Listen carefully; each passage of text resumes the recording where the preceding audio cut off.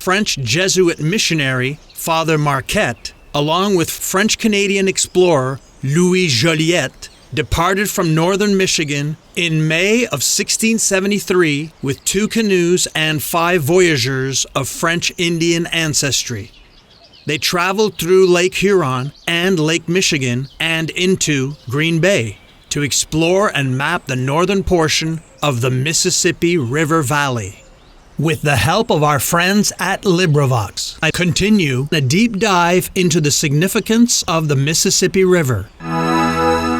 Intendant Talon recommended Louis Jolliet as a suitable agent for the discovery of the Mississippi and the discovery and occupation of the interior. The governor of Canada, Count Frontenac, accepted his counsel. Jacques Marquette was chosen to accompany him.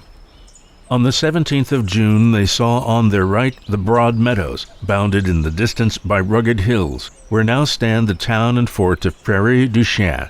Before them, a wide and rapid current coursed athwart their way by the foot of lofty heights wrapped thick in forests. They had found what they sought, and with a joy, writes Marquette, which I cannot express, they steered forth their canoes on the eddies of the Mississippi. Turning southward, they paddled down the stream through a solitude unrelieved by the faintest trace of man.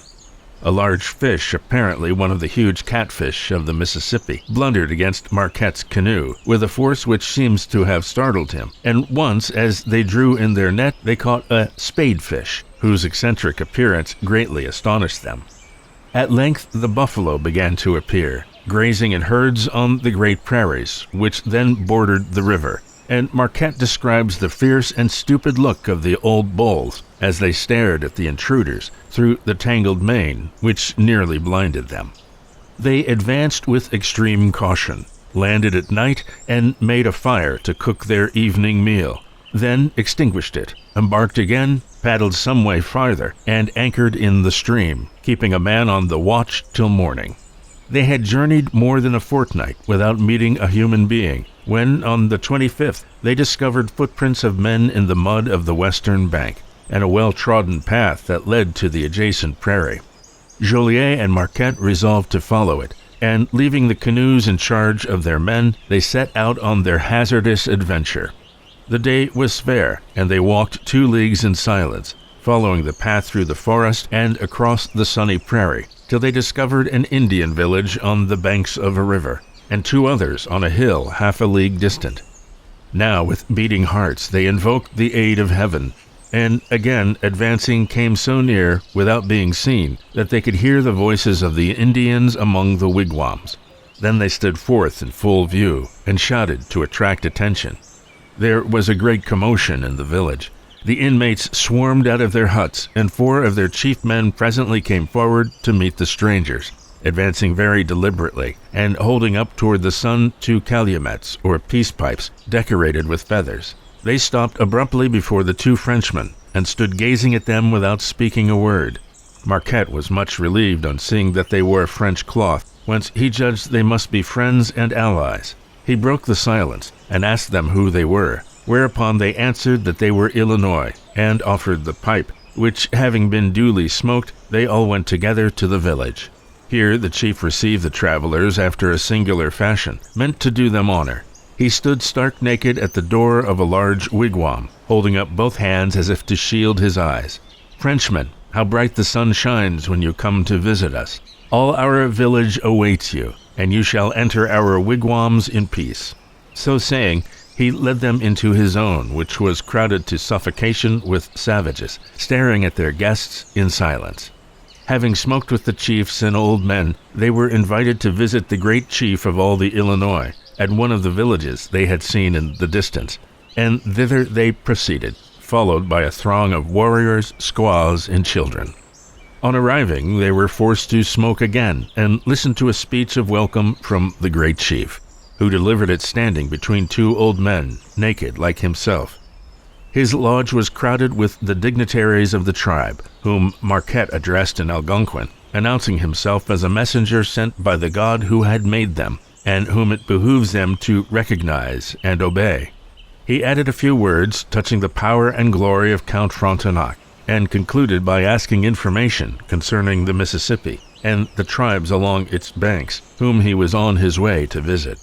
The chief replied with a speech of compliment, assuring his guests that their presence added flavor to his tobacco, made the river more calm, the sky more serene, and the earth more beautiful. In conclusion, he gave them a young slave and a calumet, begging them at the same time to abandon their purpose of descending the Mississippi. A feast of 4 courses now followed. First, a wooden bowl full of a porridge of Indian meal boiled with grease was set before the guests, and the master of ceremonies fed them in turn, like infants with a large spoon. Then appeared a platter of fish, and the same functionary, carefully removing the bones with his fingers and blowing on the morsels to cool them, placed them in the mouths of the 2 Frenchmen. A large dog, killed and cooked for the occasion, was next placed before them, but failing to tempt their fastidious appetites, was supplanted by a dish of fat buffalo meat, which concluded the entertainment. The crowd having dispersed, buffalo robes were spread on the ground, and Marquette and Jolliet spent the night on the scene of the late festivity. In the morning, the chief, with some 600 of his tribesmen, escorted them to their canoes, and bade them, after their stolid fashion, a friendly farewell. Again they were on their way, slowly drifting down the great river. They passed the mouth of the Illinois and glided beneath that line of rocks on the eastern side, cut into fantastic forms by the elements, and marked as the ruined castles on some of the early French maps. Presently they beheld a sight which reminded them that the devil was still lord paramount of this wilderness. On the flat face of a high rock were painted in red, black, and green a pair of monsters, each as large as a calf, with horns like a deer, red eyes, a beard like a tiger, and a frightful expression of countenance. The face is something like that of a man, the body covered with scales, and the tail so long that it passes entirely around the body, over the head and between the legs, ending like that of a fish. Such is the account which the worthy Jesuit gives of these Manitous, or Indian gods. He confesses that at first they frightened him, and his imagination and that of his credulous companions was so wrought upon by these unhallowed efforts of Indian art that they continued for a long time to talk of them as they plied their paddles. They were thus engaged when they were suddenly aroused by a real danger. A torrent of yellow mud rushed furiously athwart the calm blue current of the Mississippi, boiling and surging, and sweeping in its course logs, branches, and uprooted trees. They had reached the mouth of the Missouri, where that savage river, descending from its mad career through a vast unknown of barbarism, poured its turbid floods into the bosom of its gentler sister. Their light canoes whirled on the miry vortex like dry leaves on an angry brook. "I never," writes Marquette, "saw anything more terrific." But they escaped with their fright and held their way down the turbulent and swollen current of the now united rivers. They passed the lonely forest that covered the site of the destined city of St. Louis, and a few days later saw on their left the mouth of the stream to which the Iroquois had given the well-merited name of Ohio, or the Beautiful River.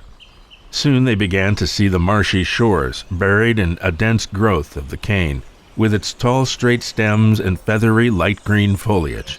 The sun glowed through the hazy air with a languid stifling heat, and by day and night mosquitoes in myriads left them no peace. They floated slowly down the current, crouched in the shade of the sails which they had spread as awnings, when suddenly they saw Indians on the east bank. The surprise was mutual, and each party was as much frightened as the other. Marquette hastened to display the calumet which the Illinois had given him by way of passport, and the Indians, recognizing the Pacific symbol, replied with an invitation to land. Evidently they were in communication with Europeans, for they were armed with guns, knives, and hatchets, wore garments of cloth, and carried their gunpowder in small bottles of thick glass. They feasted the Frenchmen with buffalo meat, bear's oil, and white plums, and gave them a variety of doubtful information, including the agreeable but delusive assurance that they would reach the mouth of the river in 10 days. It was, in fact, more than 1,000 miles distant.